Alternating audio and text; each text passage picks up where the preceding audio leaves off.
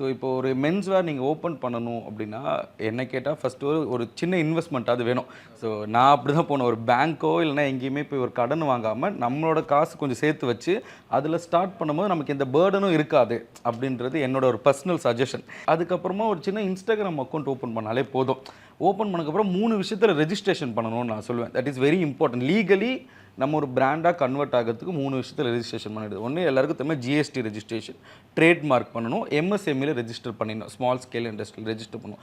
எதுக்கு இதெல்லாம் பண்ண சொல்கிறோம் அப்படின்னா அப்போ தான் உங்களுக்கே வந்து ஒரு சும்மா ஒரு ஏதோ பண்ணுறோம் டைம் பாஸுக்கு பண்ணுறோம் இல்லாமல் ஓகே நம்மளுமே ஒரு பிஸ்னஸ் பண்ணுறோம், ப்ராப்பராக ரெஜிஸ்டர் பண்ணிவிட்டு பண்ணுறோம் அப்படின்ற ஒரு சாட்டிஸ்ஃபேக்ஷனும் இருக்கும். நமக்கும் அப்போ தான் ஒரு சீரியஸாக எடுத்து பண்ணுவாங்க. அதனால் இந்த ஒரு 3 விஷயத்தையும் நம்ம ஸ்டார்ட் பண்ணிட்டு ப்ராடக்ட்ஸை போட்டு நீங்களே வந்து ஸ்டைல் பண்ணி கூட நீங்கள் போட்டிங்கன்னா பீப்புளுக்குமே ஒரு பர்சனல் கனெக்ட் வருமோ அப்படின்னு. ஏன்னா எனக்குமே அதுதான் ஒர்க் அவுட் ஆகிருக்கு பயங்கரமாக. ஒரு மாடல் வச்சு பண்ணுறதை விட நீங்களே ஃபஸ்ட்டு போட்டு பார்த்து பண்ணும் போது பீப்புளுக்கு ஒன்று ஓகே இவருக்கு நல்லா இருக்கே நமக்கும் நல்லா இருக்கும் அப்படின்னு டெஃபினட்டாக தோணும்.